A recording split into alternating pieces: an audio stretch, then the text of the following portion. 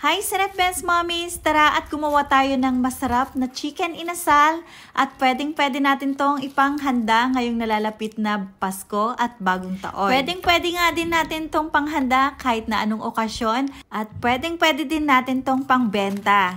Dahil ito, ilalagay lang natin dito sa Ziploc para pwede natin tong ilagay sa freezer. Tatagal naman to ng kahit na ilang buwan. Nakagawa pala ako dito sa ating recipe na to ng 25 to 30 sticks.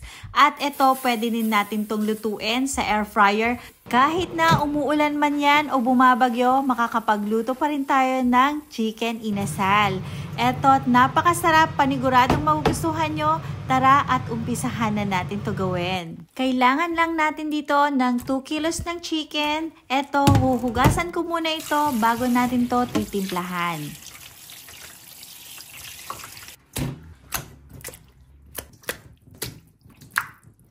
Pagkatapos natin to mahugasang mabuti, eto at hihiwa-hiwain na natin ito. Hihiwain natin to ng katamtamang laki lang para naman hindi masyadong maliit o manipis kapag naluto na itong ating chicken inasal.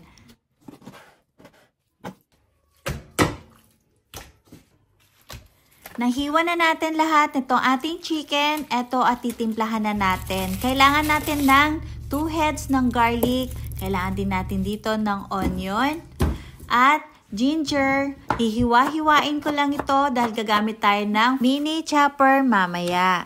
Meron din tayong lemongrass. Ito at pipit-pitin lang natin ito para lumabas yung kanyang aroma bago natin to hihiwa-hiwain. Ito at magbabalat na tayo dito ng bawang. Mas maraming bawang, mas masarap at mas mabango.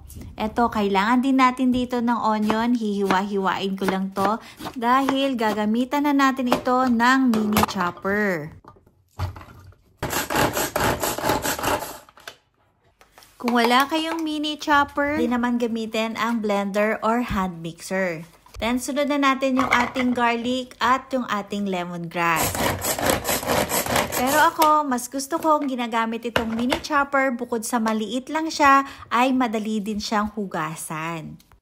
Lagay na natin ang 1/4 cup ng vinegar, 1/4 cup ng calamansi juice, 1/4 cup ng oyster sauce, 2 tablespoon ng soy sauce, 1 tablespoon salt and black pepper powder, 2 tablespoon ng brown sugar.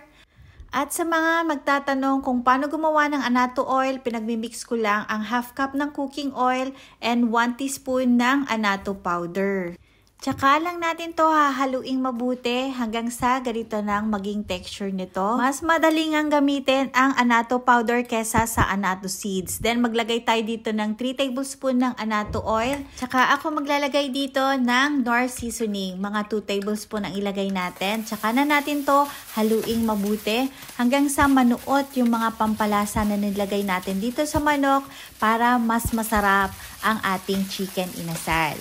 Then, i-marinate lang natin to ng 1 hour or overnight bago natin to tutuhugin. After 1 hour nga, eto at tutuhugin na natin. Sobrang excited na nga ako na matikman nyo ito dahil sobrang nasarapan kami nung hinanda ko ito nung birthday ni Aliyah. Sobrang nasarapan ng lahat ng mga bisita namin kaya eto at isi-share ko din sa inyo. Preheat ko na pala yung ating air fryer bago natin ilagay itong ating chicken inasal. Hintayin lang natin ito ng ilang minuto. Then, ito naman yung ating pampahid. Pinagmix ko lang yung annatto oil at butter or pwede rin kayo gumamit ng margarine. Tsaka natin i-spread dito sa ating chicken inasal. Lang natin ulit saglit ito. Then, after 5 to 8 minutes, ito na yung ating chicken inasal at luto na rin po. Sobrang sarap nga nito, kaya kahit na umuulan or mahangin sa labas, ay makakagawa pa rin tayo dito ng chicken inasal. Ayan, sobrang sarap at paniguradong magugustuhan nyo. Thank you for watching. See you in my next video. Bye!